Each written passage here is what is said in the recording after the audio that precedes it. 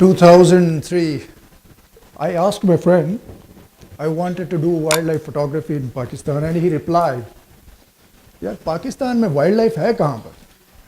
पाकिस्तान में तो चिड़ियाँ हैं, तोते हैं, कौवे हैं, मैना है, यहाँ पर क्या है? सब कुछ खाली, देयर इज नथिंग।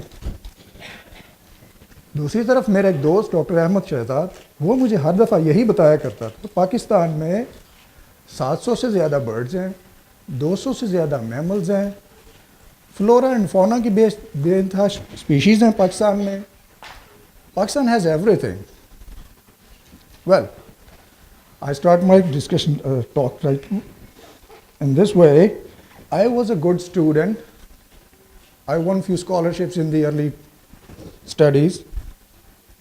हुआ कुछ यूँ फिर कि मैं अपने जब मैंने स्कॉलरशिप्स विन किए, घर वालों की एक्सपेक्टेशंस बन गई कि मैं शायद डॉक्टर या इंजीनियर बनूंगा, लेकिन मेरे कुछ अपना दुनिया को देखने का एक तरीका था, ऑब्जर्वेशंस करने का एक तरीका था, सूरज निकलना, उसका गुरूब होना, colours, clouds, everything.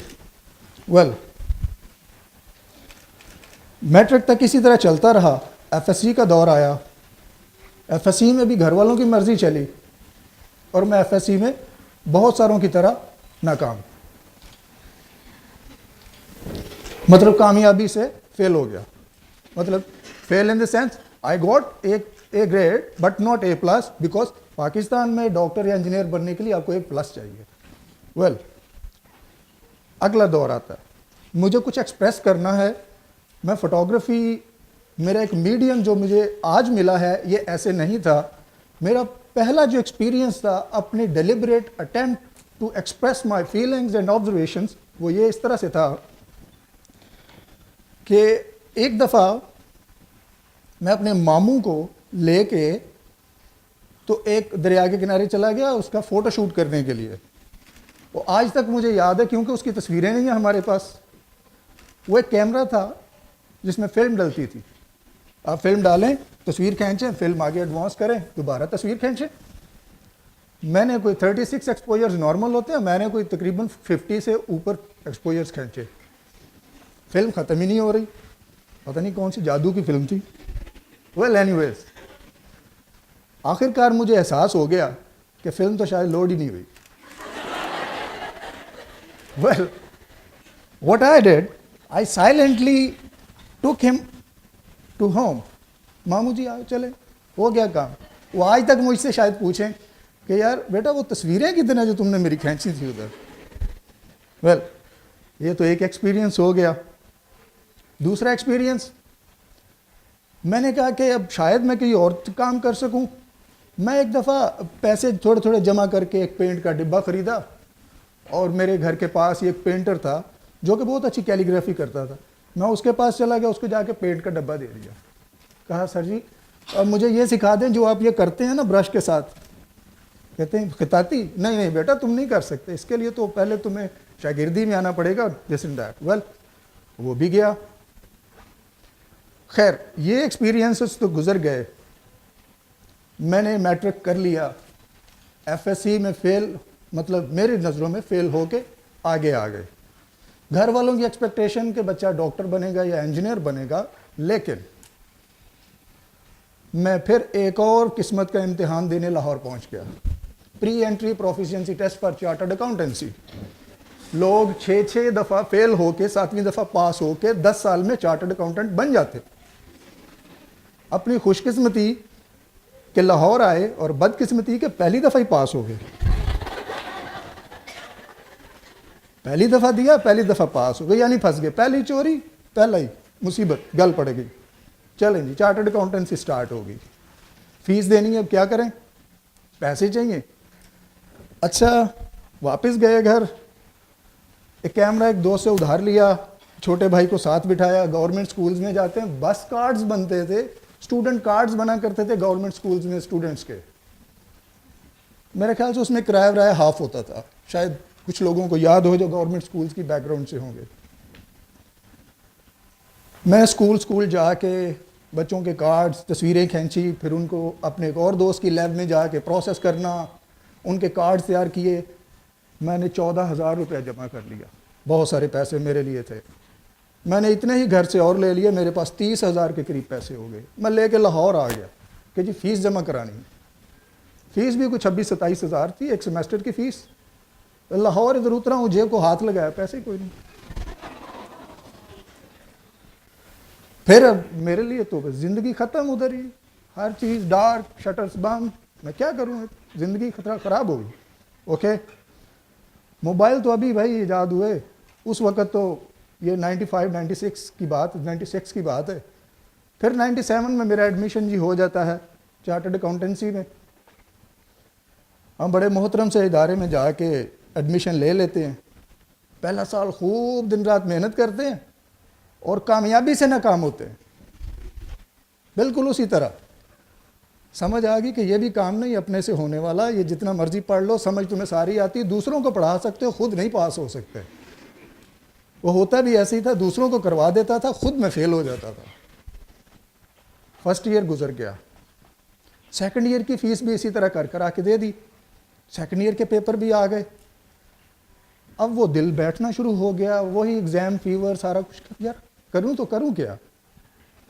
Second year के पेपर भी दिए, उसमें भी ऐसे पेपर में मेरी बैड फेलियर हुई और जिस पे मुझे बड़ा नाज था। इंग्लिश, मेरा ख्याल था कि मेरी इंग्लिश अच्छी है और मुझे पास तो कर ही देंगे। उन्होंने कहा बाकी तो बाद की बात, इसमें बैड फेलियर पहले ले ले। वो भी काम गया हाथ से। इस वक्त के दौरान मेरा दोस्त डॉक्टर अहमद शहजाद वो मेरे पास आया। उसने मुझे कहा तूने अपनी हालत क्या बनाई हुई है, तू इस तरह मर जाएगा, तू कुछ।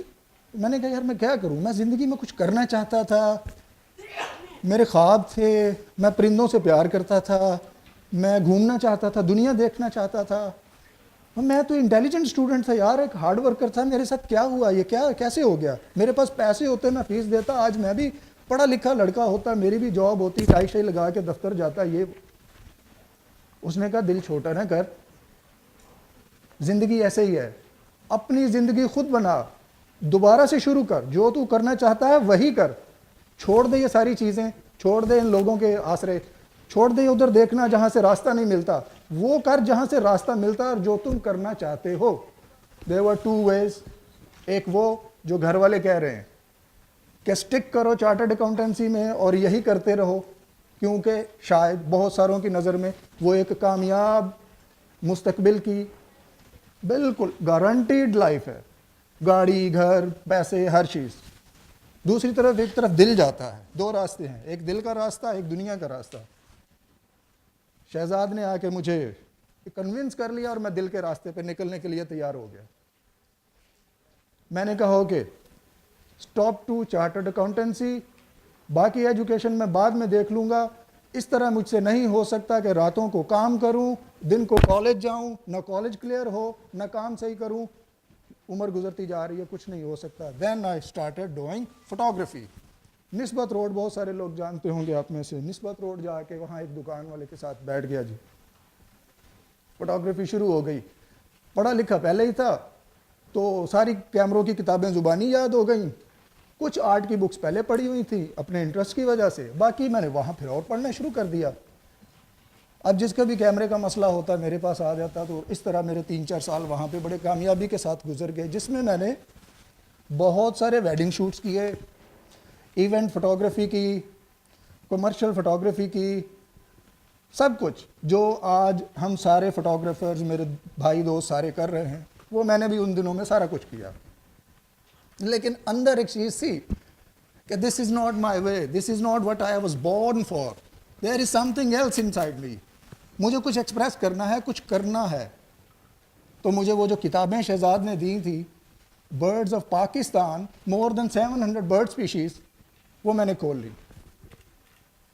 2003 में जिस दोस्त के पास मैं गया था, उसने जब मुझे ये जवाब दिया, उसके बाद फिर मैंने वाइल्ड लाइफ फोटोग्राफी शुरू की। जब मैंने वाइल्ड लाइफ फोटोग्राफी शुरू की तो मेरी इमेजेस का हाल ये होता था कि एक तस्वीर खींचता था, उस तस्वीर को ला के स्कैन करके ब्लो अप करके उसका कैलेंडर बनाया और लोगों ने उसके ऊपर भी मजाक बनाया। लेकिन आज वो ये कहते हैं यार तू अच्छा रहा, तूने अपनी मर्जी का काम किया, आज तू खुश है, पूरा पाकिस्तान तुमने घूमा है। वेल, ये तो अपने अपने फैसले की बात है, अपने अपने हौसले की बात है। जितना आप अपने आइडिया को खून देते हैं उतना ही उसका रंग निकलता है। खून नहीं देते, रंग नहीं निकल सकता। वेल, वहां से आगे निस्बत रोड से उठ के वाइल्ड लाइफ फोटोग्राफी शुरू करने के बाद 2004 में मैंने और शहजाद ने मिलकर हमने पहला वाइल्ड लाइफ पे कैलेंडर बनाया, बर्ड्स ऑफ पाकिस्तान। वो कैलेंडर किसी की नज़र में आ गया और 2005 में मैं WWF के साथ काम करना शुरू कर दिया। 2005 से 2006 उनके साथ भी काम करता रहा, अपना भी काम करता रहा। 2012 आ गया है, मैं काम वही कर रहा हूँ, फोटोग्राफी कर रहा हूँ। और पाकिस्तान में पाकिस्तान का नाम as a wild life photographer खुद रजिस्टर करवाया और पाकिस्तान की वाइल्ड लाइफ को दुनिया के सामने लाने के लिए जो कुछ कर सकता था दैट आई डिड।